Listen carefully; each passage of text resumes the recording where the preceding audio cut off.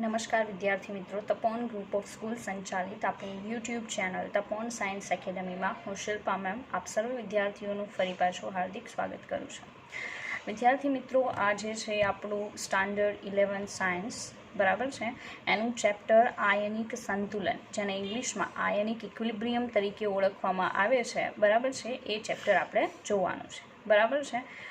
Normally हवे पछी आपणा जेटला पण लेक्चर है फर्स्ट आपणे 11th कम्प्लीट करीशुं अने त्यार पछी आपणुं 12th स्टार्ट थशे बराबर है। एटले हवे पछीना आपणा चेप्टर 11 सायन्सना रहेशे बराबर है। चालो આજનો આપણો ટોપિક છે બફર દ્રાવણો અને તેના એમસીક્યુઝ બરાબર। નોર્મલી એમસીક્યુઝ એઆઈપીએમટી નીટ જેડબલઈમાં પૂછાયેલા બધા કરાવું છું, તો એ ટાઈપના એમસીક્યુ બફર સોલ્યુશન સાથે કનેક્ટેડ આપણે જોશું। મેં પહેલાં પણ સમજાવેલું છે કે બફર સોલ્યુશનવાળો જે ટોપિક છે એ ખૂબ જ ઇમ્પોર્ટન્ટ છે, તો એના પર વધારે કોન્સન્ટ્રેટ કરું, ફોકસ કરું બરાબર। ચાલો तो आगळना विडियो लेक्चर में मैं बफर सोल्यूशन कोने कहेवाय अने एक टाइपना बफर सोल्यूशन विषे एक्सप्लेन करेलुं छे, पण तेम छतांय आखुं ज फरी पाछुं अत्यारे रिपीट करूँ छुं बराबर छे। चालो जोईए। चालो तो तमारी सामे छे बफर सोल्यूशन्स, बफर द्रावणों जे छे एनी डेफिनेशन बराबर छे, मतलब कोने कही शकाय बफर सोल्यूशन अने कई रीते प्रिपेर करी शकाय। तो जो समान जत्था में एसिड अने बेज ने मिश्र करो तो तटस्थीकरण प्रक्रिया थाय। आवुं मैं पहला पण समजावेलुं छे कि एक समान जत्था में एसिड अने बेज ने मिश्र करो तो तटस्थीकरण प्रक्रिया थी क्षार अने पाणी बने छे। परंतु जो असमान जत्था में एसिड अने बेज ने मिश्र करो तो बफर द्रावणों बने छे। सीधी बात छे, तमे असमान जत्था में एसिड अने बेज ने मिश्र करशो तो जेटलो पण समान जत्थो छे एसिड अने बेजनो ए सॉल्ट फॉर्म करशे बराबर है। अने एसिड के बेज में जेनो वधारे जत्थो हतो एनुं थोड़ुं प्रमाण पड्युं रहेशे। इनकेस एवुं समजी लो कि एसिड वधारे हतुं तो एसिड पड्युं रहेशे प्लस एसिडनो बेज साथेनो क्षार पड्यो रहेशे, तो एसिड प्लस एनो बेज साथेनो क्षार ए बफर सोल्यूशन बनावशे।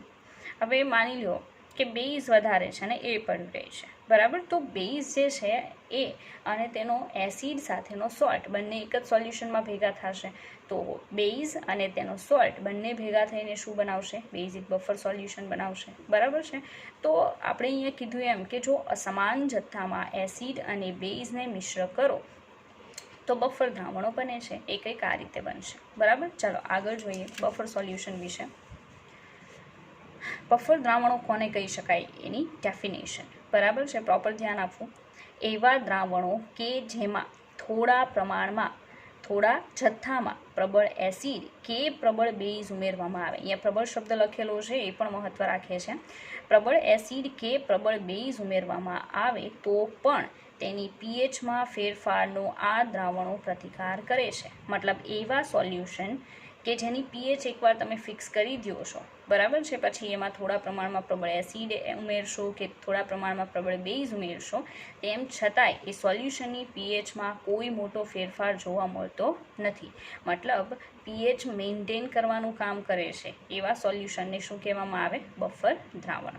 आ विद्यार्थी मित्रों, नॉर्मली तमे गुजरात बोर्ड में एक बार स्टडी करी गया छो, प्लस लास्ट लेक्चर में बधी वस्तु मैं एक्सप्लेन करेली है, पण अत्यारे हूँ पाछुं रिपीट करूँ छूं बराबर है। तो तमे 3-4 वार आ वस्तु जोवो छो, समझो छो, तो एनो तमने ख्याल होवो जोईए। चलो आगळ जोईए। तेनो अर्थ एवो नथी कि पीएचनुं मूल्य बदलातुं ज नथी।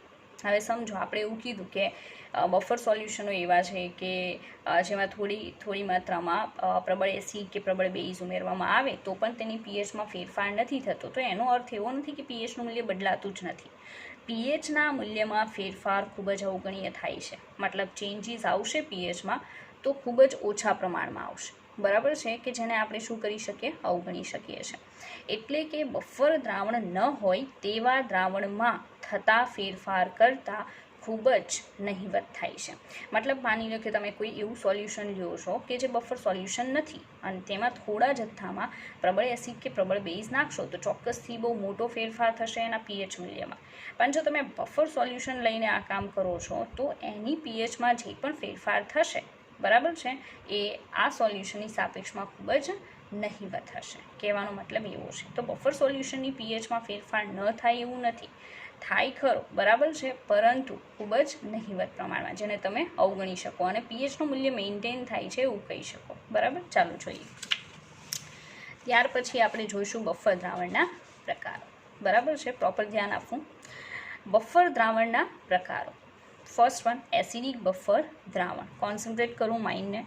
એસિડિક બફર દ્રાવણની વાત કરેલી છે. કોને કહી શકાય એસિડિક બફર દ્રાવણ? અહીંયા શબ્દ છે નિર્બળ એસિડ. જો ભાઈ નિર્બળ શબ્દ નથી આવતો તો પણ એ બફર સોલ્યુશન નહીં કહી શકાય. બરાબર છે, કારણ કે બફર સોલ્યુશન બનાવવા માટે કાં તો નિર્બળ એસિડ હોવું જોઈએ, કાં નિર્બળ બેઝ હોવું જોઈએ, પણ નિર્બળ હોવું જોઈએ, પ્રબળ નહીં ચાલે. બરાબર, તો એસિડિક બફર દ્રાવણ કોને કહેવાય? નિર્બળ એસિડ અને તે જ એસિડના એટલે કે તેના પ્રબળ બેઝ સાથેના, જે એસિડ નિર્બળ લેવામાં આવે છે એ જ એસિડના પ્રબળ બેઝ સાથેના ક્ષારનું બફર દ્રાવણ એટલે શું કહેવાય? એસિડિક બફર દ્રાવણ. કારણ કે તમે પ્યોર શું લીધેલું છે એમાં? નિર્બળ એસિડ. બરાબર, આપણી પાસે એક્ઝામ્પલ છે લાઈક CH3COOH, એસિટિક એસિડ. તો એસિટિક એસિડ નિર્બળ એસિડ છે અને એ જ એસિટિક એસિડનો NaOH સાથેનો ક્ષાર એટલે CH3COONH, જેને કહેવાય સોડિયમ એસિટેટ.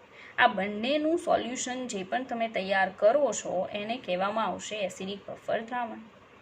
એવી જ રીતે બહુ ઇમ્પોર્ટન્ટ એક આપણી પાસે બફર પ્રણાલી છે જે આપણા બ્લડની અંદર વર્ક કરે છે. બરાબર છે, આ યાદ રાખવું. બ્લડ બફર સોલ્યુશન જેમાં આવશે H2CO3 કાર્બોનિક એસિડ પ્લસ તેનો સોડિયમ સોલ્ટ, મતલબ NaHCO3 સોડિયમ બાયકાર્બોનેટ. આ બંનેની જે બફર પ્રણાલી છે આપણા બ્લડની અંદર વર્ક કરે છે. આપણા બ્લડની pH 6 point something to 7 point something હોવી જોઈએ. અબો 8 ઓર બિલો 6 જો બ્લડની pH થાય તો ચોક્કસથી વ્યક્તિ જે છે બરાબર છે એ મૃત્યુ પામી શકે. એટલે આપણા બ્લડની અંદર જે બફર પ્રણાલી કામ કરે છે એમાં H2CO3 પ્લસ NaHCO3ની બફર પ્રણાલી છે. આ મેઇન બફર પ્રણાલી છે. આના સિવાય ફોસ્ફોરિક એસિડ અને તેનો સોડિયમ ફોસ્ફેટ સોલ્ટ એની બફર પ્રણાલી પણ બ્લડમાં કામ કરે છે. એ સિવાય એક MCQ કરાવીશ જેમાં તમે જોઈ શકો, જે PMTની એક્ઝામમાં પૂછાઈ ગયું. એક બીજી બફર પ્રણાલી છે લાઈક હિમોગ્લોબિન. હિમોગ્લોબિન જે છે એ અને CO2ની બફર પ્રણાલી એ પણ વર્ક કરે છે. એના સિવાય આપણું બ્લડ પ્લાઝમાની અંદર જે પ્રોટીન છે હિમોગ્લોબિન સિવાયનું, બરાબર છે, ડિઝોલ્વ ફોર્મમાં, એ પ્રોટીનની બફર પ્રણાલી પણ બ્લડની અંદર વર્ક કરે છે. પણ સૌથી મેઇન બફર પ્રણાલી આ છે, બ્લડમાં વર્ક કરે. બરાબર છે, એના પછી પ્રોટીનવાળી અને લાસ્ટમાં ફોસ્ફોરિક એસિડવાળી બફર પ્રણાલી. બરાબર છે, જે એસિડિક બફર પ્રણાલી કહેવાશે. ચાલો તો આગળ જોઈએ બીજો પ્રકાર. ચાલો બીજા નંબરનો જે પ્રકાર છે એ છે બેઝિક બફર દ્રાવણ. બરાબર છે, ડેફિનેશન સેમ જેવી જ છે, એસિડિક બફર સોલ્યુશન જેવી જ છે. નિર્બળ બેઝ, અહીંયા પણ નિર્બળ શબ્દ છે, આ વખતે આપણે બેઝ લીધેલું છે મેઇન. તો નિર્બળ બેઝ અને તેના એટલે નિર્બળ બેઝના પ્રબળ એસિડ સાથેના ક્ષારનું બફર દ્રાવણ એટલે બેઝિક બફર દ્રાવણ, કારણ કે આમાં નિર્બળ બેઝ મેઇન છે. તો નિર્બળ બેઝ અને તેના પ્રબળ એસિડ સાથેના ક્ષારનું બફર દ્રાવણ. બરાબર, એક્ઝામ્પલમાં આપણી પાસે છે એમોનિયમ હાઇડ્રોક્સાઇડ NH4OH, અને આ જે એમોનિયમ હાઇડ્રોક્સાઇડ છે નિર્બળ બેઝ, એનો HCl હાઇડ્રોક્લોરિક એસિડ સાથેનો જે સોલ્ટ છે NH4Cl. બરાબર છે, આ બંનેનું જે સોલ્યુશન બને એ સોલ્યુશનને કહેવામાં આવશે બેઝિક બફર દ્રાવણ. બરાબર, આગળ જોઈએ. ચાલો ત્યાર પછી અહીંયાથી આપણું આઈ થિંક મેં અટકાવેલું છે, જે આપણે આગળ જોઈએ છે. થર્ડ નંબરની જે બફર પ્રણાલી છે એમાં આવશે નિર્બળ એસિડ અને નિર્બળ બેઝના ક્ષારનું જલીય દ્રાવણ. આ વસ્તુ તમે યાદ હોય તો સોલ્ટવાળા ટોપિકમાં જોઈ ગયા છો. બરાબર છે, સોલ્ટમાં લાસ્ટ વન જે સોલ્ટ હતો નિર્બળ એસિડ અને નિર્બળ બેઝના ક્ષારનું જલીય દ્રાવણ સેમ જ છે, કોઈ ફેર નથી. બરાબર છે, બસ એ જ વસ્તુ આપણે અહીંયા રિપીટ કરીએ છીએ. એ જે સોલ્યુશન ત્યાં બને છે એને બફર સોલ્યુશન જ કહેવાય. અને એ જે બફર સોલ્યુશન બને છે એની pH જે છે બરાબર છે ડિપેન્ડ કરે છે કયા ટાઈપનું સોલ્યુશન તમે બનાવો છો, કયું એસિડ અને કયું બેઝ લઈને. બરાબર છે, ચાલો ઉદાહરણ છે CH3COONH4. બરાબર, એસિટિક એસિડ છે એનો એમોનિયમ સોલ્ટ છે. તો તમે જોઈ શકો નિર્બળ એસિડ નિર્બળ બેઝમાંથી બનેલો ક્ષાર એનું જલીય દ્રાવણ છે. બરાબર, તો એ જે સોલ્યુશન બનશે એને બફર પ્રણાલી કહી શકાય છે. ત્યાર પછી છે એમોનિયમ સાયનાઇડ. બરાબર, એમોનિયમ હાઇડ્રોક્સાઇડ અને HCl હાઇડ્રોજન સાયનાઇડ. બરાબર છે, બંનેમાંથી બનેલો એમોનિયમ સાયનાઇડ સોલ્ટ છે. એનું સોલ્યુશન બનાવો તો એ પણ એક બફર પ્રણાલી બનશે. AgCl બરાબર, સિલ્વર સાયનાઇડ. તો AgOH ટ્વાઇસ સિલ્વર હાઇડ્રોક્સાઇડ અને HCN હાઇડ્રોજન સાયનાઇડ આ બંનેમાંથી બનેલો આ એક સોલ્ટ છે. એનું જો તમે સોલ્યુશન બનાવો છો તો એ પણ એક બફર પ્રણાલી બને છે. બરાબર. ચાલો, તો નિર્બળ એસિડ અને નિર્બળ બેઝના ક્ષારનું જલીય દ્રાવણ એમાં મતલબ એ જે સોલ્યુશન તમે બફર પ્રણાલી બનાવો છો એની pH ફાઇન્ડ આઉટ કરવી હોય તો લાસ્ટ લેક્ચરમાં તમે જે ઇક્વેશન જોયું છે એ જ ઇક્વેશન આમાં આવશે. બરાબર. pH ઇઝ ઇક્વલ ટુ શું આવશે તો 1/2 pKw plus pKa minus pKb. આના બેઝ યાદ હોય તો આપણે સમ પણ કરેલા છે. બરાબર છે, બફર પ્રણાલીના છે, અને એક્ઝામમાં આ ટાઈપના બફર પ્રણાલીના સમ્સ પૂછાવાની શક્યતાઓ ઓછી છે. બરાબર છે. ચાલો, ત્યાર પછી આગળ pH સાંદ્રતા પર આધાર રાખતી નથી. દેખાય જ છે, કારણ કે આપણું જે pHની ફોર્મ્યુલા છે એમાં log C ક્યાંય છે નહીં. બરાબર, મતલબ કોન્સન્ટ્રેશન છે એના ઉપર ડિપેન્ડન્સ બિલકુલ નથી pH માટેનું. બરાબર છે, તો અહીંયા લખેલું છે કે pH સાંદ્રતા પર આધાર રાખતી નથી. ચાલો, હવે પછી આપણે આગળ જોઈએ. તો તમે જે અત્યારે બફર પ્રણાલી જુઓ છો, બરાબર છે, એ બફર પ્રણાલીમાં કઈ રીતે કામ થતું હશે એ આપણે જોઈએ છે. આપણે જે નિર્બળ એસિડ અને નિર્બળ બેઝની બફર પ્રણાલી જોઈ એમાં આપણે એક્ઝામ્પલમાં લીધું હતું CH3COO NH4. તો કેટલા આયનો હશે એમાં? 2. CH3COO minus ion plus NH4 plus ion plus H2O. બરાબર છે. તો આપણે એની જે જળ વિભાજનની પ્રોસેસ છે રિવર્સિબલ બતાવી શકીએ. મેં કીધું એમાં આપણે અગાઉ જે ક્ષારવાળામાં છેલ્લો સોલ્ટ છે એનું જળ વિભાજન જોઈ ગયા, બસ એ જ રિએક્શન છે. બરાબર છે. તો CH3COO minus plus NH4 plus plus H2O reversible process. તો શું થશે? હાઇડ્રોજન છે અહીંયા જ હશે, OH છે, NH4 પ્લસને મળશે, તો શું બનશે? CH3COOH નિપજ plus NH4OH નિપજ. હવે નોર્મલી કન્ડિશન કેવી છે કે જ્યારે બફર સોલ્યુશન બનેલું છે ત્યારે VF ઇઝ ઇક્વલ ટુ શું હશે? VR. બરાબર છે, VR હશે, કારણ કે સંતુલન પ્રસ્થાપિત થયેલું હશે. બરાબર છે. પણ માનો કે આ સોલ્યુશનમાં આપણે થોડા પ્રમાણમાં પ્રબળ એસિડ કે પ્રબળ બેઝ ઉમેરીએ તો એવી તો શું પરિસ્થિતિ સર્જાતી હશે કે આ સોલ્યુશનની pH મેન્ટેન થાય, મતલબ pHમાં જરાય ફેર પડતો નથી. તો આપણે મિકેનિઝમ જોઈએ, મિકેનિઝમ જોઈશું. બરાબર છે, એટલે આપણને ખ્યાલ આવશે કે pH કઈ રીતે મેન્ટેન થાય છે. ઓકે, ચાલો, તો આપણે એની મિકેનિઝમ જોઈએ. ફર્સ્ટ વન છે એસિડ ઉમેરતા. માનો કે આ ઉપરનું જે નિર્બળ એસિડ નિર્બળ બેઝના સોલ્ટનું જલીય દ્રાવણ જે બફર પ્રણાલી બનાવે છે એમાં pH મેન્ટેન કરવી હોય, બરાબર, તો એના ઉદાહરણમાં કે માનો કે એ સોલ્યુશનમાં એસિડ ઉમેરો. બરાબર, જો તમે એસિડ ઉમેરો છો તો તમે કોની કોન્સન્ટ્રેશન ઉમેરો છો? H+ની. બરાબર, તો હવે એક્સ્ટ્રા H+ છે જાશે ક્યાં કે જેથી pH બદલાતી નથી? તો જોઈ લો, આપણે ઉપર જોઈએ છે આપણી પાસે CH3COO માઇનસ છે. બરાબર, જેવું તમે એક્સ્ટ્રા H+ નાખો છો બહારથી તો આ CH3COO માઇનસ H+ સાથે રિએક્શન કરી અને એમાં કન્વર્ટ થઈ જશે CH3COOH. બરાબર છે. તો તમે એવું વિચારશો કે ભાઈ જો CH3COO માઇનસ જે છે, બરાબર છે, એ H+ સાથે જોડાઈને એસિટિક એસિડ બનાવે. બરાબર છે. તો સીધી વાત છે કે આ સાઈડ CH3COO માઇનસ જે છે એનું પ્રમાણ શું થશે? ઘટે છે. બરાબર, તો કન્ડિશન શું થશે? કન્ડિશન શું થશે કે CH3COO માઇનસ છે એ H+ સાથે જોડાય અને વધારે પ્રમાણમાં CH3COOH બનાવવા માંડ્યું છે. મતલબ કયો વેગ વધી ગયો હશે? એસિડ ઉમેરવાથી VF વધી ગયો છે. બરાબર છે. તો હવે મેન્ટેન કઈ રીતે કરવું કે VF is equal two VR જ રહી. બરાબર, તો શું થશે? બેક રિએક્શન પણ એટલા જ વેગથી ચાલુ થશે. કોની? NH4OH. આ NH4OH પણ H+ સાથે પ્રોસેસ ચાલુ કરશે. NH4OH પણ કોની સાથે પ્રોસેસ ચાલુ કરશે? H+, જે એક્સ્ટ્રા H+ નાખ્યા તેની સાથે. તો NH4OH H+ સાથે પ્રક્રિયા કરીને બનાવશે NH4+, મતલબ NH4+માં કન્વર્ઝન ચાલુ થશે અને પ્લસ બીજું શું બનશે? H2O. તો જેટલા વેગથી CH3COO માઇનસ એક્સ્ટ્રા ઉમેરેલા H+ સાથે જોડાઈને એસિટિક એસિડ બનાવશે એટલા જ પ્રમાણમાં NH4OH એક્સ્ટ્રા ઉમેરેલા H+ સાથે જોડાઈને NH4+ અને H2O બનાવશે. મતલબ પ્રક્રિયક જે ઘટી જતો તો ફોરવર્ડ રિએક્શનથી એટલો પાછો શું થઈ જશે? બીજો બની જશે. તો જે VF is equal two VR છે pH મેન્ટેન કરવા માટે એઝ ઇટ ઇઝ રહેશે, એમાં કોઈ ફેર પડતો નથી. બરાબર, તો આ એની મિકેનિઝમ છે. ક્યારની છે? જ્યારે આપણે થોડા પ્રમાણમાં શું ઉમેરીએ? એસિડ ઉમેરીએ ત્યારની કન્ડિશન છે. બરાબર છે. ચાલો આગળ જોઈએ, બેઝ ઉમેરવામાં આવે તો શું કન્ડિશન થાય, મતલબ પીએચ કઈ રીતે મેન્ટેન થશે. હવે વિદ્યાર્થી મિત્રો, આ વસ્તુ કદાચ તમે ગુજરાત બોર્ડમાં બિલકુલ નથી જોઈ, તો આઈ થિંક આ જે વસ્તુ છે તમારા માટે એકદમ નવી છે અને સમજવા માટે મારા ખ્યાલથી ઘણા લોકોને થોડું ડિફિકલ્ટ લાગશે.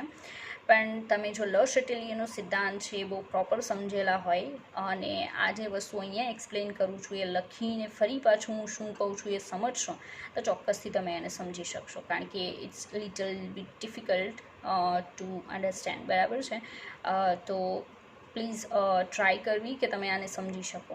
બરાબર, ચાલો. બેઝ ઉમેરતા, હવે તમે બેઝ ઉમેરશો મતલબ OH માઇનસ એક્સ્ટ્રા નાખો છો.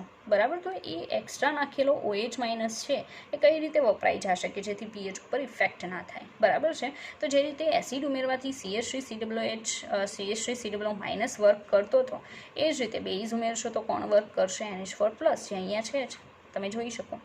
બરાબર, તો NH4 પ્લસ છે એ એક્સ્ટ્રા ઉમેરેલા OH માઇનસને લઈને શું બનાવી નાખશે? NH4OH, મતલબ એ પણ ફોરવર્ડ ડાયરેક્શનમાં રિએક્શન ચાલુ કરી દેશે આની જેમ જ છે NH4 પ્લસ. તો શોર્ટ ટાઈમ માટે VF વધે છે, તો બેકનો VR પણ વધવો જોઈએ. પણ VR કઈ રીતે વધશે? તો આ જે એસિટિક એસિડ છે આપણું, બરાબર છે, એ OH માઇનસ સાથે પ્રક્રિયા કરીને શું બનાવવા માંડશે? તો CH3COO માઇનસ વત્તા H2O બનાવવા માંડશે, મતલબ બેકનો વેગ પણ વધશે VRનો. તો VF is equal two VR રહેશે, એઝ ઇટ ઇઝ છે, કોઈ ફેર નથી પડતો, મતલબ પીએચના મૂલ્યમાં બદલાવ આવશે નહીં. બરાબર છે, તો આજે આખી મિકેનિઝમ મેં તમને એક્સપ્લેન કરેલી છે. એ કોના માટે છે? થર્ડ ટાઈપના બફર સોલ્યુશન માટે. થર્ડ ટાઈપનું બફર સોલ્યુશન શું છે? નિર્બળ એસિડ, નિર્બળ બેઝના ક્ષારનું જલીય દ્રાવણની બફર પ્રણાલી એ કઈ રીતે પીએચ મેન્ટેન કરે એનું તમારી સામે એક્ઝામ્પલ છે. બરાબર, કે મિકેનિઝમ શું થતી હશે પીએચ મેન્ટેન કરવા માટે એ અહીંયા મેં સમજાવેલું છે. બરાબર, ચાલો આપણે આગળ વધીએ. બીજા બફર સોલ્યુશન જે બહુ ઇમ્પોર્ટન્ટ છે, હેન્ડરસન-હેસેલબેક ઇક્વેશન. બરાબર છે, એના તરફ આગળ વધીએ. ચાલો, તો અહીંયા ધ્યાન આપવું, બફર દ્રાવણના ગુણધર્મો જોવાના છે. બફર સોલ્યુશન છે, બરાબર છે, એની કેરેક્ટરિસ્ટિક શું છે, ગુણધર્મો શું છે, આપણે એ જોઈએ. ફર્સ્ટ ગુણધર્મ, પ્રબળ એસિડ કે પ્રબળ બેઝનો થોડો જથ્થો ઉમેરતા પીએચ બદલાતી નથી. આ તો એની ડેફિનેશનમાં જ આવે છે. તમે સમજી શકો કે બફર દ્રાવણો એવા દ્રાવણો છે કે જેમાં થોડા પ્રમાણમાં એસિડ નાખો પ્રબળ કે પ્રબળ બેઝ નાખો, એની પીએચ બદલાતી નથી. કદ પર આધારિત ન હોવાથી કદ બદલાવા છતાં પીએચ બદલાતું નથી. સીધી વાત છે. બફર સોલ્યુશન જે છે એનું ઇક્વેશન નોર્મલી તમે ગુજરાત બોર્ડમાં જોઈ ગયા, એમાં તમે જોતા હશો કે કદ ઉપર કોઈ જગ્યાએ ડિપેન્ડન્સ નથી બફર સોલ્યુશનની પીએચનું. બરાબર છે, તો કદ ઉપર ડિપેન્ડ ના કરતું હોવાના કારણે તમે કદમાં ચેન્જીસ લાવો છો સોલ્યુશનના તો પીએચમાં બદલાવ આવતો નથી. આ એની કેરેક્ટરિસ્ટિક છે બફર સોલ્યુશનની. ત્રીજા નંબરનું છે કે લાંબા સમય સુધી રાખી મૂકવા છતાં પીએચ અચળ રહે છે. મતલબ બફર સોલ્યુશનને તમે લોંગ ટાઈમ સુધી એઝ ઇટ ઇઝ રાખી મૂકશો તો પણ એની પીએચમાં કોઈ ફેર પડતો નથી. બરાબર છે, ચાલો, તો આ ત્રણ એની શું હતી? કેરેક્ટરિસ્ટિક, ગુજરાતીમાં એને ગુણધર્મો કહેવાય. બરાબર, ચાલો, હવે આપણે એક નવો ટાઈપ જોશું. થર્ડ નંબરનું બફર સોલ્યુશન વિશે તો મેં એક્સપ્લેન કરી દીધું, પણ આ ફર્સ્ટથી આપણે ચાલુ કરીએ. ફર્સ્ટ અને સેકન્ડ બાકી છે, જે મોસ્ટ ઇમ્પોર્ટન્ટ છે. એસિડિક બફર દ્રાવણ. એસિડિક બફર દ્રાવણ કઈ રીતે બનતું હશે? Week acid. વીક એસિડ એટલે ગુજરાતીમાં નિર્બળ એસિડ, અને એ જ નિર્બળ એસિડનો પ્રબળ બેઝ સાથેનો શું લેવાનો? ક્ષાર. તો અહીંયા લખેલું છે salt of that weak acid. એ જ વીક એસિડનો ક્ષાર લેવાનો છે પ્રબળ બેઝ સાથેનો. બરાબર, તો અહીંયા દર્શાવી દો, પ્રબળ બેઝ સાથેનો ક્ષાર. રેડી, ચાલો. તો એસિડિક બફર દ્રાવણ એટલે વીક એસિડ કોઈ પણ, અને એ જ વીક એસિડનો પ્રબળ બેઝ સાથેનો સોલ્ટ લેવાનો છે. લાઈક આપણે એસિટિક એસિડ લઈએ અને એ જ એસિટિક એસિડનો NaOH પ્રબળ બેઝ સાથેનો શું લઈએ? ક્ષાર. આ બંનેનું જે પણ સોલ્યુશન આપણે બનાવશું એ શું બનશે? એસિડિક બફર દ્રાવણ બને છે. બરાબર, ચાલો, તો આગળ જોઈએ. પ્રોપર ધ્યાન આપવું. ફક્ત CH3COOHની આયનીકરણની અને CH3COO માઇનસની પ્રક્રિયાઓ જ પ્રતિવર્તી દર્શાવી શકાય. આવું શું કામ કરી શકાય? તો વિદ્યાર્થી મિત્રો, મેં જ્યારે ક્ષાર એક્સપ્લેન કર્યું ત્યારે બહુ સારી રીતે એક સ્ટેટમેન્ટ એક્સપ્લેન કરેલું છે કે તમે ફક્ત નિર્બળની જ રિવર્સિબલ પ્રોસેસીસ બતાવી શકો, પ્રબળની પ્રતિવર્તી પ્રક્રિયા તમે બિલકુલ દર્શાવી શકો નહીં, કારણ કે પ્રબળનું 100% આયનીકરણ થઈ જાય તો સિંગલ એરો રિએક્શન થાય, પણ નિર્બળવાળાનું 100% આયનીકરણ થતું નથી, આથી એ રિવર્સિબલ દર્શાવી શકાય. ચાલો જુઓ. તો અહીંયા મેં દર્શાવ્યું છે કે ફક્ત CH3COOHની, એટલે અહીંયા જે દેખાય આયનીકરણની પ્રક્રિયા, કારણ કે એસિડ છે તો એ તો આયોનાઇઝેશન થવાનું છે. લાઈક CH3COOH છે, રિવર્સિબલી આયનીકરણ થાય, 2 આયન છૂટા પડશે, CH3COO- aqueous plus H plus aqueous. તો મેં આ જે એસિડ છે એનું શું દર્શાવ્યું અહીંયા? આયનીકરણ. બરાબર, તો એની આયનીકરણની પ્રક્રિયા મેં અહીંયા દર્શાવી છે. બરાબર, બીજું શું કીધું? અને CH3COO-ની આ CH3COO- પ્રક્રિયાઓ જો પ્રતિવર્તી દર્શાવી શકાય છે. બરાબર, તો મતલબમાં CH3COO- માનો કે હું હાઇડ્રોલિસિસની વોટર સાથેની પ્રોસેસ બતાવું તો હું રિવર્સિબલ બતાવી શકું. બરાબર, પણ એની સાથે જોડાયેલો છે Na+ છે, એની વોટર સાથે પ્રોસેસ બતાવું તો હું બિલકુલ રિવર્સિબલ બતાવી શકું નહીં. બરાબર છે. એ જ રીતે આખો જે ક્ષાર છે એની મારે આયનીકરણની પ્રોસેસ બતાવવી હોય તો એ પણ હું રિવર્સિબલ બતાવી શકું નહીં, કારણ કે એક પ્રબળ આવે છે. બરાબર છે. ખાલી CH3COO- વત્તા H2O કરવું હોય તો ચોક્કસથી રિવર્સિબલ આવે, પણ અહીંયા આવશે નહીં. તો CH3COO- Na+ છે એનું આયનીકરણ બતાવું તો 2 આયન છૂટા પડે, CH3COO- aqueous plus Na+ aqueous. બરાબર, એમાં Na+ જે છે એ એવું આયન છે કે જેનું કોઈ કામ છે નહીં, એને પ્રેક્ષક આયન કહેવાય. શું કહેવાય? પ્રેક્ષક આયન, મતલબ જે બેઠો બેઠો જોવે છે, મતલબ એની કોઈ ભૂમિકા છે નહીં. બરાબર છે. તો ફરી પાછું ફક્ત CH3COOHની આયનીકરણની પ્રક્રિયા અને CH3COO- પ્રક્રિયાઓ જ હું પ્રતિવર્તી દર્શાવી શકું. બરાબર, એમાં ફર્સ્ટ મેં બતાવી છે CH3COOH એસિડ જે છે એની આયોનાઇઝેશનની પ્રોસેસ, 2 આયન છૂટા પડે છે, CH3COO- અને H+. બરાબર છે. જ્યારે CH3COO- Na+ એટલે કે જે સોડિયમ સોલ્ટ છે એસિટિક એસિડનો, એની હું રિવર્સિબલ પ્રોસેસ આયનીકરણની બતાવી શકું નહીં. તમે સિંગલ એરોથી બંને આયન છૂટા પડતા બતાવ્યા છે, CH3COO- aqueous plus Na+ aqueous. બરાબર છે. અને Na+ની કોઈ જ ભૂમિકા નથી, કારણ કે એ પ્રબળમાંથી આવે છે, એની કોઈ રિએક્શન હું બતાવી શકું નહીં, એટલે કેવું આયન છે? પ્રેક્ષક આયન, જે બેઠો બેઠો જોશે. બરાબર, આગળ મતલબ બીજી કોઈ રિએક્શનમાં પાર્ટિસિપેટ કરી શકે નહીં. ચાલો, હવે આપણે એની ક્રિયાવિધિ જોઈએ કે ભાઈ મેં સોલ્યુશન તો બનાવી દીધું. બરાબર છે, પણ પીએચનું મેન્ટેનન્સ કઈ રીતે થતું હશે? બરાબર, તો એ પીએચ કઈ રીતે મેન્ટેન થાય આપણે એની મિકેનિઝમ જોઈએ. બરાબર, જે રીતે આપણે થર્ડ ટાઈપના બફર સોલ્યુશનમાં મિકેનિઝમ જોઈ ગયા હતા, બસ એ જ રીતે કંઈક મિકેનિઝમ જોવાની છે.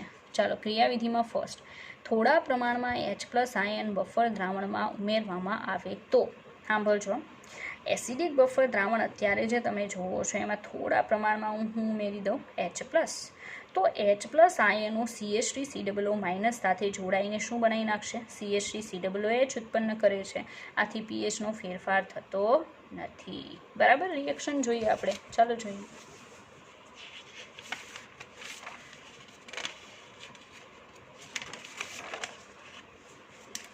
તો ધ્યાન આપો. ચાલો, CH3COO- aqueous પ્લસ જે એક્સ્ટ્રા H+ આપણે બહારથી એસિડ ઉમેરીએ છીએ તેની સાથે જોડાઈ રિવર્સિબલી જોડાશે. આપણે કીધું હતું ને કે CH3COO- આપણે રિવર્સિબલ પ્રોસેસ બતાવી શકીએ.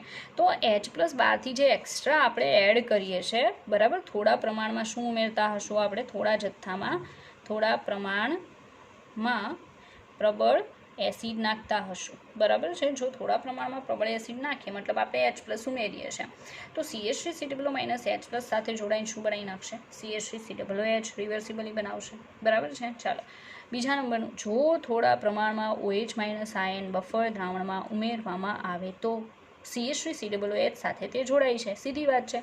તમે જો ત્રીજા ટાઈપના સોલ્ટના બફર સોલ્યુશનનું મેં હમણાં થોડી વાર પહેલાં એક્સપ્લેન કર્યું, એમાં મિકેનિઝમ જો પ્રોપર સમજશો ને તો આ મિકેનિઝમ સમજાઈ જશે. બરાબર છે, કે હું OH- ઉમેરીશ તો ચોક્કસથી કોની સાથે પ્રોસેસ કરશે? એસિડ હારે. તો CH3COOH aqueous વત્તા OH- aqueous રિવર્સિબલી પ્રોસેસ થઈને શું બનશે? તો CH3COO- aqueous વત્તા H2O લિક્વિડ. મતલબ તમે જે H+ કે OH- અહીંયા શું ઉમેરવું હશે? થોડા જથ્થામાં પ્રબળ બેઝ ઉમેરેલું હશે. બરાબર. જો તમે આવું કરશો કે થોડા જથ્થામાં પ્રબળ બેઝ કે એવું કંઈ એડ કરશો કે પ્રબળ એસિડ નાખશો તો H+OH- વપરાઈ જશે. જે ઉમેરેલા એક્સ્ટ્રા H+OH- છે એ વપરાઈ જશે અને એના વપરાવાના કારણે તો pH મેન્ટેન થાય છે. જો એ વપરાતા ન હોત તો pH ચોક્કસથી મોટા પ્રમાણમાં બદલાઈ જાત. બરાબર છે. એટલે અહીંયા OH- CH3COOH સાથે શું બનાવે? CH3COO- aqueous વત્તા H2O લિક્વિડ. તેથી પીએચમાં ફેરફાર થતો નથી. તો તમે સમજી શકો કે આખી મિકેનિઝમ મેં એક્સપ્લેન કરી છે કે કઈ રીતે પીએચ મેન્ટેન થાય છે. ચાલો હવે આપણે હેન્ડરસન-હેસેલ્બી ઇક્વેશન જે છે ઇક્વેશન તરફ આગળ વધવાનું છે. મોસ્ટ આઈએમપી છે, JEE વાળા, નીટવાળા બંને ફોકસ કરે, કારણ કે આ બેઝ કેટલાક દાખલાઓ મતલબ MCQ જે છે એક્ઝામની અંદર પૂછાઈ ગયા છે અને પૂછાવાની શક્યતાઓ પણ ઘણી વધારે છે. ચાલો, એસિડિક બફર દ્રાવણ માટે હેન્ડરસન-હેસેલ્બેક સમીકરણ કઈ રીતે મેળવી શકાય એ જોઈએ છે. નોર્મલી તમારે તો ઇક્વેશન યાદ રાખવાનું છે, પણ હું બધી જ વસ્તુ એક્સપ્લેન કરું છું, કારણ કે ક્યારે કઈ વસ્તુની જરૂર પડશે MCQમાં, બરાબર છે, એ આપણને ખબર નથી. ચાલો, એસિડ પ્લસ શું હશે? ક્ષાર. એસિડિક બફર પ્રણાલી માટે આપણે એસિટિક એસિડ અને તેનો સોડિયમ સોલ્ટ લઈએ. બરાબર છે. તો સમજો આ એસિડ છે ને એમાંથી બનેલો આ સંયુગ્મી શું કહી શકાય? બેઝ. હવે એ તમને ખબર હોવી જોઈએ કે એસિડ એમાંથી સંયુગ્મી બેઝ કઈ રીતે બને અને બેઝમાંથી સંયુગ્મી એસિડ કઈ રીતે બને, કારણ કે મેં બહુ બધા એક્ઝામ્પલ બોર્ડ ઉપર આપીને તમને એક્સપ્લેન કરેલું છે કે હું કોઈ પણ એસિડ લઉં છું, એમાંથી H+ કાઢી નાખું તો જે પણ બને લાઈક CH3COO- તેને કહેવાય સંયુગ્મી બેઝ. પણ અત્યારે એનો શું આપ્યો છે? સોલ્ટ. તેમ છતાંય તમે સંયુગ્મી બેઝ લખી શકો. ચાલો, એમાં એસિટિક એસિડની આપણે યાદ હોય તો રિવર્સિબલ પ્રોસેસ બતાવી. અગાઉનું જે હતું એ જ લખેલું છે. CH3COOH માંથી બનશે રિવર્સિબલી CH3COO- વત્તા H+. એનું આયનીકરણ બતાવેલું છે.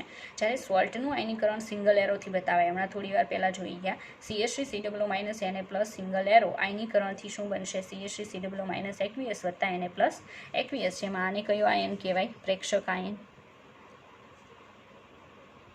બરાબર, એ પ્રેક્ષક આયનની ભૂમિકામાં છે.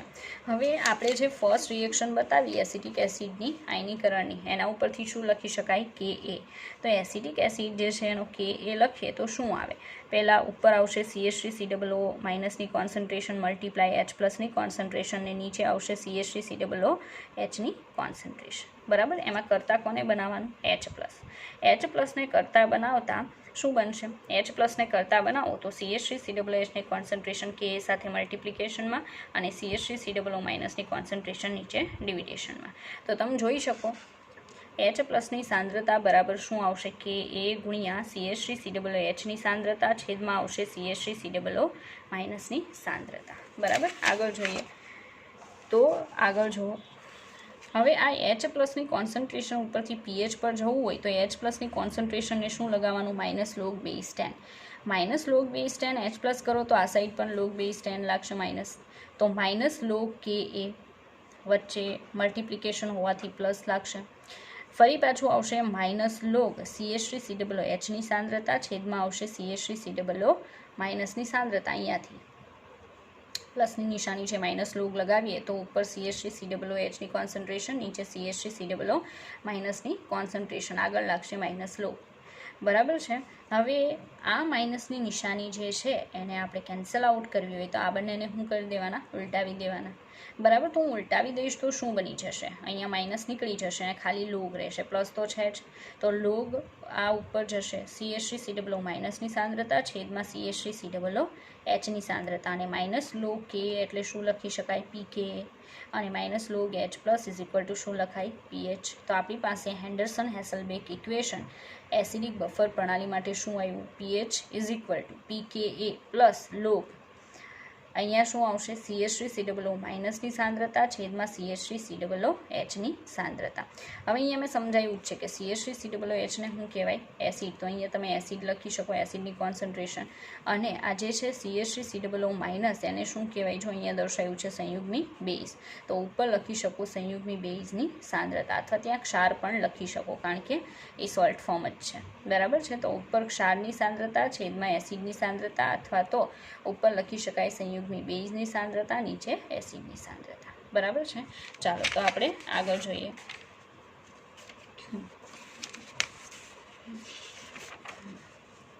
ચાલો, તો pH is equal to pK plus log ક્ષારની સાંદ્રતા છેદમાં એસિડની સાંદ્રતા, અથવા pH is equal to pK plus log સંયુગ્મી બેઝની સાંદ્રતા છેદમાં એસિડની સાંદ્રતા. બરાબર.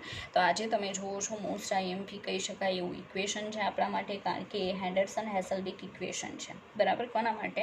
તો એસિડિક બફર પ્રણાલી માટે. બરાબર. ચાલો આગળ જોઈએ. એસિડિક બફર દ્રાવણની પીએચનો વિસ્તાર, મતલબ તમે જે પણ બફર સોલ્યુશન બનાવો છો એસિડિક બફર, એની પીએચ તમે કેટલી રેન્જ સુધી રાખી શકો. બરાબર છે. એનો વિસ્તાર કઈ રીતે તમને મળશે કે આટલાથી આટલા સુધી, એ વિસ્તાર કઈ રીતે મળશે, રેન્જ કઈ રીતે મળશે. ચાલો જુઓ. પીએચના વિસ્તારનો આધાર કોના પર છે? પ્રોપર ધ્યાન આપવું. તો પીએચના વિસ્તારનો આધાર છે એસિડના પીકેના મૂલ્ય પર. ઇક્વેશન પર ડિપેન્ડ કરે છે. ઇક્વેશન પર પીએચ જે છે એક તો પીકે પર આધાર રાખશે, સેકન્ડ નંબરનું કોના પર આધાર રાખશે? ક્ષાર અને એસિડની સાંદ્રતાના ગુણોત્તર પર. તમે જોઈ શકો ક્ષાર અને એસિડની સાંદ્રતાના ગુણોત્તર પર ડિપેન્ડ કરશે પીએચ. બરાબર. તો પીએચનો વિસ્તાર કેટલી બાબત પર આધાર રાખે? બે બાબત પર. જે ઇક્વેશન બેઝ જ છે. એક તો પીકેની પ્રાઇસ પર આધાર રાખશે. પીકે કોનો હોય? એસિડનો. જે એસિડ લ્યો છો એના પીકેના મૂલ્ય પર આધાર રાખશે. અને બીજું ક્ષાર અને એસિડની સાંદ્રતાના ગુણોત્તર પર ડિપેન્ડ કરશે. બરાબર છે. ચાલો, તો એ વિસ્તાર કઈ રીતે ડિસાઇડ કરવાનો એ સમજાવી દો. ફર્સ્ટ કેસ લઈએ. ફર્સ્ટ કેસમાં આપણે CH3COOH અને CH3COON એટલે કે ક્ષાર અને એસિડનો જે ગુણોત્તર છે એ ગુણોત્તર કેટલો? એસિડ અને ક્ષારનો ગુણોત્તર રાખીએ 1:10. બરાબર છે. 1:10 રાખીએ તો આપણે સૂત્ર લખીએ pH is equal to pK plus log. ઉપર ક્ષારની કોન્સન્ટ્રેશન કેટલી લેવાની છે? 10. નીચે એસિડની કોન્સન્ટ્રેશન કેટલી લેવાની છે? 1. બરાબર. 1:10 છે ને, એટલે ઉપર 10 કારણ કે આ ક્ષારનું ઉપર આવે અને એસિડનું નીચે આવે તો 10/1. તો 10 જ આવશે. લોગ 10 કેટલા થાય? 1, જે અહીંયા દર્શાવેલું છે. આગળ આવશે પીકે. તો સીધી વાત છે, પીએચ છે એ કાં તો પીકેના મૂલ્યમાં +1 કરો એટલી મળશે. બરાબર છે. અને બીજું શું લઈ શકાય? તો બીજો કેસ જોઈએ. બીજા કેસમાં આપણે એસિડની કોન્સન્ટ્રેશન 10 અને સોલ્ટની કોન્સન્ટ્રેશન કેટલી લઈએ? 1. ઊંધું કરીએ. બરાબર. તો આપણને વિસ્તાર કેટલો મળે છે? તો pH is equal to pK plus log 1/10. 1/10 એટલે 10⁻1. તો pK plus log 10⁻1. PK plus અહીંયા -1 આગળ આવશે મલ્ટિપ્લિકેશનમાં. લોગ 10 એટલે 1. તો +- થશે. બરાબર. તો પીએચ જે છે એ કેટલી મળી શકે? પીકે -1. આ છેલ્લી લિમિટ છે. બરાબર છે. અને આ ઉપરની મેક્સિમમ લિમિટ છે. તો આ મેક્સિમમ સુધી છે અને આ છે મિનિમમ. મતલબ એનો વિસ્તાર કેટલો હોઈ શકે? પીકે +1 સુધી મેક્સિમમ જશે, એનાથી વધી ના હોઈ શકે. અને પીકે -1 એનાથી લેસ ના હોઈ શકે. તો તમને વિસ્તાર મળી ગયો કે આટલાથી આટલા સુધીની પીએચનું એસિડિક બફર સોલ્યુશન તમે બનાવી શકો. તો પીએચનો વિસ્તાર કેટલો મેળવો? પીકે ±1 જેટલો હોય છે. તો એસિડિક બફર સોલ્યુશન બનાવો કે બેઝિક બફર સોલ્યુશન બનાવશો, બરાબર છે, એનો તમને પીએચનો જે વિસ્તાર છે એ વિસ્તાર ચોક્કસથી મળી શકે છે. તો એસિડિક બફર સોલ્યુશન માટે પીએચનો વિસ્તાર જે છે કેટલો મેળવો? પીકે ±1 જેટલો મળે છે. કાં તો પીકેના મૂલ્યમાં +1 કરો એટલો મેક્સિમમ હોય અને પીકેના મૂલ્યમાં -1 કરો એટલો મિનિમમ હોય. એનાથી ઉપર કે નીચેની પીએચવાળું બફર પોસિબલ નથી. બરાબર છે. ચાલો, તો આજે આપણે જોઈએ એસિડિક બફર સોલ્યુશન માટે હતું. હવે આગળ જોઈએ. અહીંયા ઇમ્પોર્ટન્ટ છે જે પણ અત્યારે પાછું તમને એક્સપ્લેન કરું છું એ મોસ્ટ ઇમ્પોર્ટન્ટ કહી શકાય. મહત્તમ બફર ક્ષમતા ધરાવતા એસિડિક બફર દ્રાવણની સ્થિતિ. પ્રોપર ધ્યાન આપવું. મહત્તમ બફર ક્ષમતાનો મતલબ શું કરી શકાય? એવું બફર સોલ્યુશન કે જેમાં અમુક વધારે જથ્થામાં એસિડ કે બેઝ એડ કરો છો તેમ છતાંય પીએચમાં ફેરફાર નહીં થાય. બરાબર છે. બાકી મેં તમને એક્સપ્લેન કરેલું હતું કે અમુક લિમિટ સુધી જો તમે એસિડ કે બેઝ નાખો તો પીએચ નહીં બદલાય, પણ વધારે જથ્થો ઉમેરશો તો ચોક્કસથી પીએચમાં ચેન્જીસ આવશે. પણ અત્યારે જે આપણે મહત્તમ બફર ક્ષમતા ધરાવતા એસિડિક બફર દ્રાવણની જે વાત કરીએ છીએ એ સોલ્યુશન કેવું બનવું જોઈએ? એવું કે એમાં અમુક વધારે જથ્થો એડ કરો તો પણ પીએચ મેન્ટેન કરી શકે. બરાબર. તો અહીંયા આ જે મહત્તમ બફર ક્ષમતા ધરાવતું એસિડિક બફર દ્રાવણ હું બનાવું છું તો એની કન્ડિશન શું હશે? બરાબર છે. તો એ કેવી કન્ડિશન હોય આમાં ધ્યાન આપવું, કારણ કે આના બેઝ MCQ પણ પૂછાઈ ગયો છે જે આપણે જોવાના છીએ.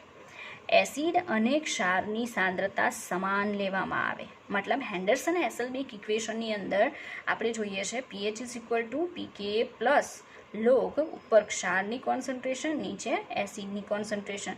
તો ક્ષાર અને એસિડની કોન્સન્ટ્રેશન સેમ લઈ લેવામાં આવે, બરાબર છે. તો મહત્તમ બફર ક્ષમતા ધરાવતું આપણને બફર દ્રાવણ મળે. એ એસિડિક બફર દ્રાવણ હોય કે બેઝિક બફર દ્રાવણ હોય, બંનેમાં કોમન કે ક્ષાર અને એસિડ કે બેઝની કોન્સન્ટ્રેશન સેમ લઈ લેશો તો જે પણ બફર સોલ્યુશન બને છે ને એ મહત્તમ બફર ક્ષમતાવાળું દ્રાવણ બને છે, બરાબર. તો હું એસિડની કોન્સન્ટ્રેશન 1 લઈ લઉં અને બેઝની એના સોલ્ટની કોન્સન્ટ્રેશન પણ કેટલી લઈ લઉં, 1. તો આપણું જે ઇક્વેશન છે pH is equal to pKa plus log ક્ષારની સાંદ્રતા છેદમાં એસિડની સાંદ્રતા, બંનેની કોન્સન્ટ્રેશન 1 છે. તો pKa પ્લસ લોગ 1/1, બરાબર. તો 1 જ આવશે. લોગ 1 ઇઝ ઇક્વલ ટુ કેટલું થાય, 0. તો શું વધ્યું, ખાલી pKa પ્લસ 0. હવે 0 તો આપણે ગણવાના નથી. તો pH is equal two formula શું મળી આપણને, pKa, બરાબર. તો જો મહત્તમ બફર ક્ષમતા ધરાવતું એસિડિક બફર સોલ્યુશન બનાવવું હોય તો તમારે pH કેટલી મેન્ટેન કરવાની, pKaના મૂલ્ય જેટલી. તો તમે મહત્તમ બફર ક્ષમતાવાળું સોલ્યુશન બનાવી શકો. મહત્તમ બફર ક્ષમતા એટલે શું, તો મેં હમણાં એક્સપ્લેન કર્યું કે એમાં મોટા જથ્થામાં જો તમે એસિડ કે બેઝ ઉમેરો છો અથવા વધારે જથ્થામાં તો પણ એ pH મેન્ટેન કરવાની ક્ષમતા ધરાવે છે, બરાબર. હવે પહેલાં એ વાત કે બફર ક્ષમતા કહેવાય કોને, પ્રોપર ધ્યાન આપવું. બફર ક્ષમતા, બરાબર.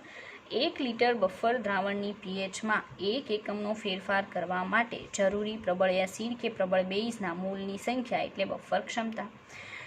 બફર પ્રણાલી જે છે એ pH મેન્ટેન કરે છે, બરાબર છે. તો તમે સમજી શકો, માનો કે તમે જે પણ બફર સોલ્યુશન બનાવ્યું છે એસિડિક, બેઝિક કે કોઈ પણ ટાઈપનું, એનું 1 લિટર સોલ્યુશન લઈ લો, બરાબર છે. અને પછી તમે એના pH મૂલ્યમાં 1 એકમ જેટલો ફેરફાર કરવા માટે જે પણ પ્રબળ એસિડ કે પ્રબળ બેઝનો જથ્થો મોલમાં ઉમેરો છો, બરાબર છે, એ સંખ્યા એટલે શું આવશે, બફર ક્ષમતા. હવે કન્ડિશન કેવી છે કે બફર ક્ષમતા કરતાં જો ઓછો જથ્થો તમે ઉમેરશો તો બિલકુલ એના pHના મૂલ્યમાં 1 એકમ જેટલો ફેરફાર થશે નહીં, બરાબર છે. 1 લિટર બફર સોલ્યુશન લેવાનું, એમાં pH માનો કે પહેલાં 4 હતી તો તમારે 5 કરવી છે, અથવા તો 4માંથી 3 કરવી છે. pHમાં 1 એકમનો ફેરફાર કરવો છે, કાં તો વધારવું છે અથવા તો ઘટાડવું છે, બરાબર છે. તો નોર્મલી કન્ડિશન કેવી છે, આપણે જો જથ્થો એસિડ કે બેઝનો ઉમેરશું તો વધી પણ શકે અને ઘટી પણ શકે pH, બરાબર. એટલે આ રીતે વાત કરું છું કે તમે 1 લિટર બફર સોલ્યુશન લઈ લો, એની pH પહેલાં જેટલી હતી એના કરતાં 1 એકમ કાં તો તમારે ઘટાડવી છે અથવા તો 1 એકમ વધારવી છે. તો તમારે પ્રબળ એસિડ કે પ્રબળ બેઝના જેટલા મોલ નાખવા પડે ને એ સંખ્યાને શું કહેવામાં આવશે, બફર ક્ષમતા, બરાબર. કે કેટલા જથ્થામાં તમે એસિડ કે બેઝ ઉમેરો છો તો એ pHને મેન્ટેન કરી શકે છે, એની ક્ષમતા કેટલી છે એને કહેવાય બફર ક્ષમતા. એનું પ્રોપર ઇક્વેશન છે આપણી પાસે, ઇનકેસ એના બેઝ કોઈ તમને MCQ પૂછાય તો બફર ક્ષમતા is equal to 1 litre buffer દ્રાવણમાં ઉમેરેલા પ્રબળ એસિડ અથવા પ્રબળ બેઝના મોલની સંખ્યા ડિવાઇડેડ બાય બફર દ્રાવણની pHમાં થતો ફેરફાર. હવે pHમાં જેટલો પણ 1 એકમ ઓર 1 પોઈન્ટ સમથિંગ, બરાબર, જેટલો પણ ફેરફાર થાય એ નીચે દર્શાવવાનો અને જેટલા મોલ ઉમેરવા પડે પ્રબળ એસિડ કે પ્રબળ બેઝના એ એટલા એકમનો ફેરફાર કરવા માટે એને ઉપર દર્શાવવાનું. તો જે પણ મળે એને શું કહેવાય, બફર ક્ષમતા.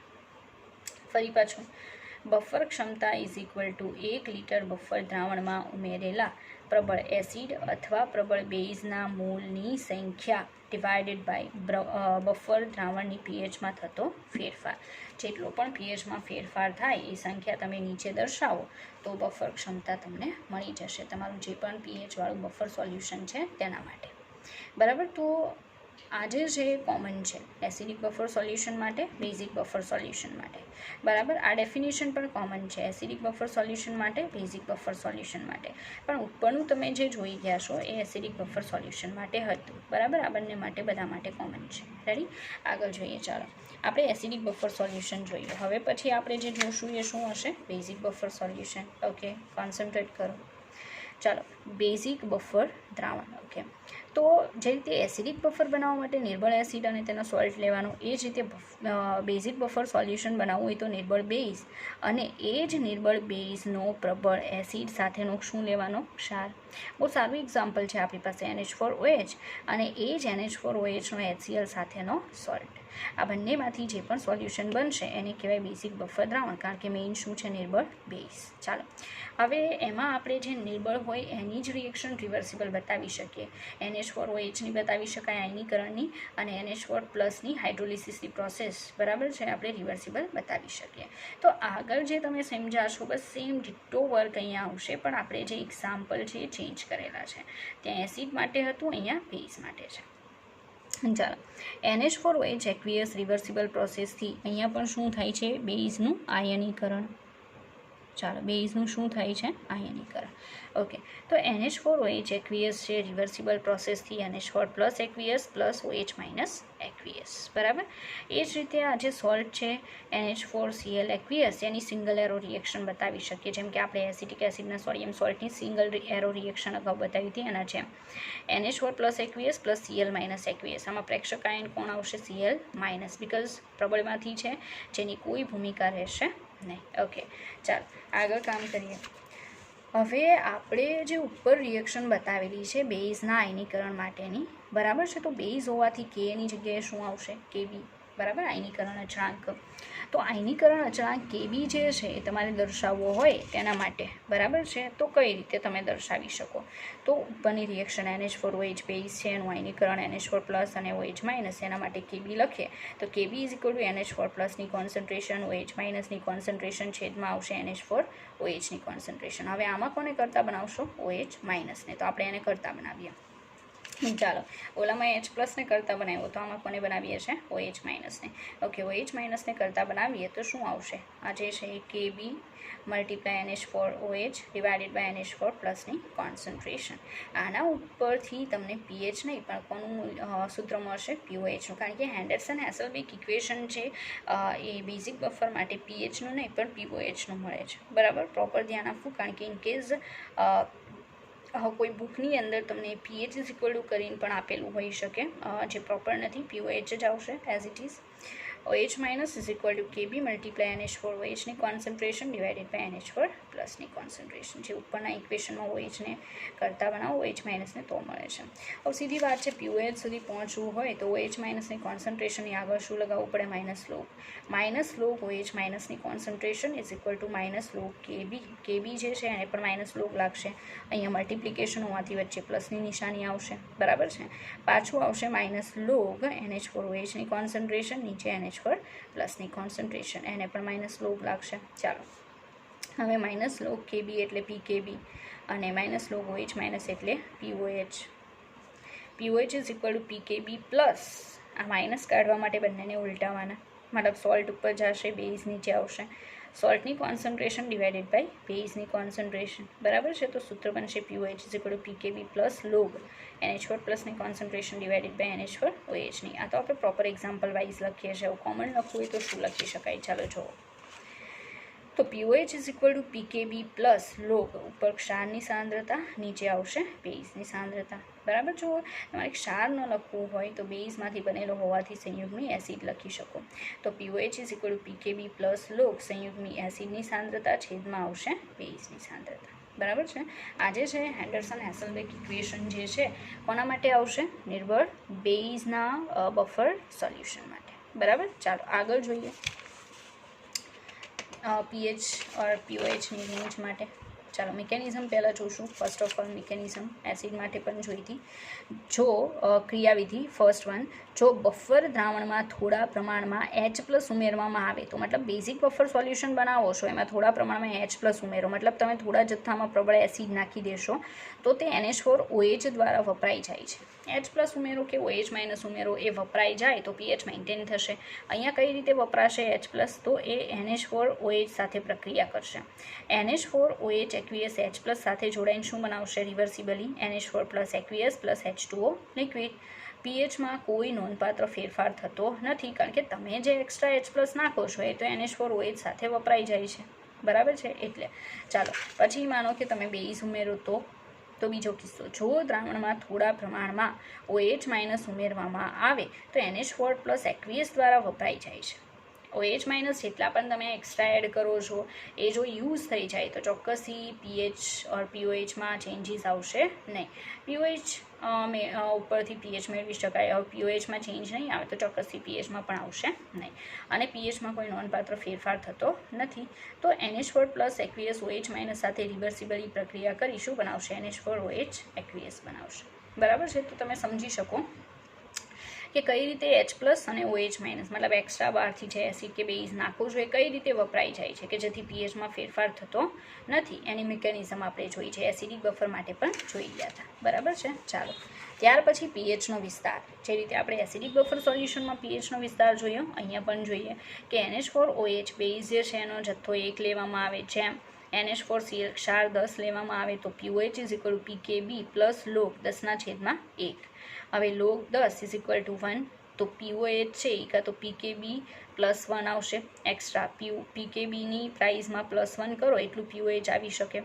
બીજો કેસ એવો છે કે NH4OH બેઝ 10 રાખો કોન્સન્ટ્રેશન અને NH4Clની 1 રાખો તો POH = pKb પ્લસ log 10⁻1 આવશે. બરાબર છે? જેના ઉપરથી તમે આગળ શું લખી શકો કે POH = pKb -1. કઈ રીતે? તો -1 આગળ આવશે, +-1 થશે અને log 10 એટલે 1 તો pKb -1. બરાબર? તો POHનો વિસ્તાર pKb ±1 જેટલો હોય છે. મતલબ મેક્સિમમ pKb +1 જેટલું હોઈ શકે પ્રાઇસ, અને લેસ POHની પ્રાઇસ કેટલી હોઈ શકે? pKb -1 જેટલી. એનાથી ઉપર કે નીચેની રેન્જ આવી શકે નહીં. બરાબર? તો POHનો વિસ્તાર જે છે એ pKb ±1 જેટલો હોય છે. બરાબર? ચાલો આગળ જોઈએ. હવે આગળ કઈ રીતે આવશે?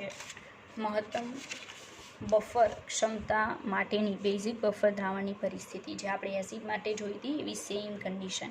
મહત્તમ બફર ક્ષમતાવાળું સોલ્યુશન બનાવવું હોય તો બંનેની કોન્સન્ટ્રેશન કેવી લેવાની? સેમ. મતલબ બેઝ અને ક્ષાર જે છે બંનેની સાંદ્રતા સમાન લઈ લેશો તો ચોક્કસથી જે પણ સોલ્યુશન બને છે એ મહત્તમ બફર ક્ષમતાવાળું બનશે. બરાબર છે? મતલબ મહત્તમ બફર ક્ષમતા એટલે મેં એક્સપ્લેન કરેલું છે કે વધારે જથ્થામાં જો એસિડ કે બેઝ ઉમેરશો તો પણ એ pH છે એને મેન્ટેન કરવાની ક્ષમતા ધરાવશે. તો બેઝ વત્તા એના સોલ્ટ જે છે એમાં 1:1 લેવામાં આવે તો POH = કેટલી મળશે? pKb. કઈ રીતે? તો POH = pKb પ્લસ log 1/1 તો 1 log 1 = 0 તો POH = pKb + 0. હવે 0નો ઇમ્પોર્ટન્સ નથી તો પ્રાઇસ કેટલી આવશે? POH = pKb જેટલી પ્રાઇસ તમને મળશે. બરાબર? તો તમે સમજી શકો કે એ જે છે એ શું આવશે? મહત્તમ બફર ક્ષમતા ધરાવતા સોલ્યુશન માટે POH કેટલી હોઈ શકે? તો pKb જેટલી આવશે મેક્સિમમ. બરાબર છે? એના બેઝ ક્વેશ્ચન જે છે ક્વેશ્ચન એક્ઝામની અંદર પૂછાઈ ગયા છે.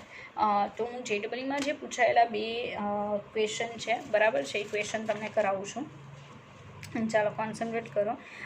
નંબર જે છે નંબર અહીંયા 7ની જગ્યાએ 1 ગણી લેજો. 1 મોલર NaCl અને 1 મોલર HCl એક જલીય દ્રાવણમાં હાજર છે તો દ્રાવણ એ ખાલી જગ્યા AIEEE 2002માં પૂછાયેલો MCQ છે. બફર બેઝ જ છે. બફર બેઝ છે હું કઈ રીતે કહી શકું? તો અહીંયા તમે જોઈ શકો મને એક ક્ષાર આપેલો છે NaCl અને અહીંયા એક એસિડ આપેલું છે. તો સીધી વાત છે ને કે એસિડ પ્લસ ક્ષાર બરાબર છે. મતલબ કોઈ પણ એસિડ ઓર બેઝ પ્લસ એનો સોલ્ટ એ બંને ભેગા થાય તો બફર પ્રણાલી બને. એના ઉપરથી હું સમજી શકું કે મને જે ક્વેશ્ચન પૂછેલો છે ચોક્કસથી બફર પ્રણાલીનો પૂછેલો છે. બરાબર છે? પણ એ બફર પ્રણાલી છે કે નહીં એ તો ડિસિઝન કરવું પડશે, આપણે ડિસાઇડ કરવું પડશે આપણે. હવે અહીંયા HCl જે એસિડ આપેલું છે પ્યોર લેવાનું, એ નિર્બળ નહીં પણ કેવું આપેલું છે? પ્રબળ. હવે વિચારો કે જે બફર પ્રણાલીની ડેફિનેશન છે એસિડિક બફર પ્રણાલીની એમાં કંઈ પ્રબળ શબ્દ આવે છે? નહીં, બિલકુલ નહીં. બરાબર છે? આપણે એવું કહીએ છીએ કે નિર્બળ એસિડ અને તેના પ્રબળ બેઝ સાથેનો ક્ષાર. બરાબર? તો એને એસિડિક બફર પ્રણાલી કહી શકાય. પણ અત્યારે તમે જે જોવો છો એમાં બિલકુલ નિર્બળ એસિડ નથી પણ કેવું એસિડ છે? પ્રબળ એસિડ. તો આને તમે બફર પ્રણાલી કહી શકો નહીં. બરાબર છે? ઓપ્શન જોઈએ. ઓપ્શનમાં લખ્યું છે pH <7 ધરાવતું બફર દ્રાવણ નથી. મતલબ pH <7 ધરાવતું સોલ્યુશન તો છે પણ એ બફર નથી. pH <7 ધરાવતું સોલ્યુશન છે પણ બફર નથી. પીએચ <7 ધરાવતું બફર દ્રાવણ છે. બફર દ્રાવણ છે એવું કહે છે ત્યાં જ ખબર પડી જાય કે આ ઓપ્શન આપણો આન્સર ના હોઈ શકે. બીજું, પીએચ <7 ધરાવતું બફર દ્રાવણ છે. હવે બફર દ્રાવણ છે એવું કહે છે એટલે ખબર પડી ગઈ કે આ બે ઓપ્શન આપણા આન્સર નથી, કારણ કે હમણાં હજી સમજાયું કે HCl પ્રબળ એસિડ છે. બફર પ્રણાલીમાં પ્રબળને કોઈ સ્થાન નથી, બરાબર છે. એટલે આ બફર સોલ્યુશન બિલકુલ નથી, પણ અહીંયા પ્રબળ એસિડ હોવાના કારણે એસિડિક સોલ્યુશન બને છે, બરાબર છે. સોલ્ટ છે એ તો ન્યુટ્રલ છે, HCl છે પ્રબળ એસિડ છે, તો સીધી વાત છે કે એસિડિક સોલ્યુશન બનતું હશે, એટલે પીએચ કેટલી હશે? <7. તો પીએચ <7 ધરાવતું સોલ્યુશન છે પણ એ બફર દ્રાવણ નથી. નહીં હોવાનું રીઝન તમારી સામે છે, બરાબર. તો આન્સર આવશે એ. તો આ AIEEE 2002માં પૂછાયેલો ક્વેશ્ચન એટલો કોઈ ડિફિકલ્ટ ક્વેશ્ચન નથી. તમે જો ડેફિનેશન એ પ્રોપર સમજો છો તો ચોક્કસથી સોલ્વ કરી શકો, બરાબર. ચાલો બીજો JEEમાં પૂછાયેલો ક્વેશ્ચન, બરાબર. યર દર્શાવવાનું ભૂલી ગઈ છું, વચ્ચે AIEEEમાં પૂછાયેલો ક્વેશ્ચન છે.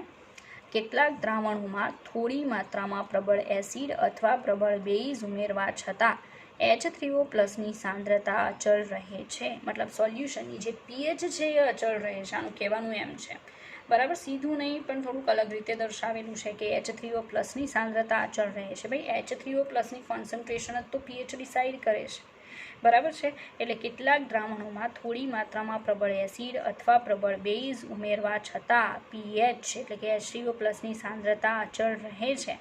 આવા દ્રાવણો શાના તરીકે ઓળખાય છે? બહુ સિમ્પલ ક્વેશ્ચન છે. બફરની ડેફિનેશન જો ખબર છે તો ચોક્કસથી સોલ્વ કરી શકો. આદર્શ દ્રાવણો બિલકુલ સંતુલનમાં નથી આવતું. કલીલીય દ્રાવણો સરફેસ કેમિસ્ટ્રીમાં આવશે, બિલકુલ મતલબ કે સંતુલનવાળા લેશનમાં તમે નથી જોતા.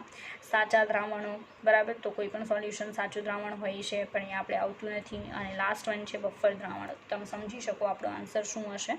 બફર દ્રાવણો. તો તમે વિચારો કે JEEની એક્ઝામની અંદર આટલા સિમ્પલ ક્વેશ્ચન પણ પૂછાઈ જાય છે, બરાબર.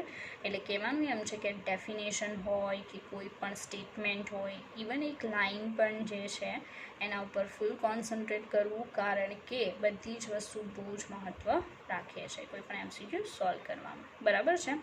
તો આ 2 MCQ સોલ્વ કર્યા. હજી આપણે બીજા નીટની એક્ઝામમાં પ્લસ JEEમાં બફર બેઝ પૂછાયેલા MCQ સોલ્વ કરીશું, જે દાખલા પણ હોઈ શકે, બરાબર છે. નીટમાં મેક્સિમમ દાખલા પૂછાય છે હેન્ડરસન હેસલબેક ઇક્વેશન બેઝ. JEEમાં થિયોરિટિકલ પણ પૂછાઈ શકે અને દાખલા પણ હોઈ શકે, બરાબર. ચાલો તો આપણે નેક્સ્ટ લેક્ચરમાં આગળના બફર બેઝ MCQ સોલ્વ કરીશું, બરાબર. ચાલો.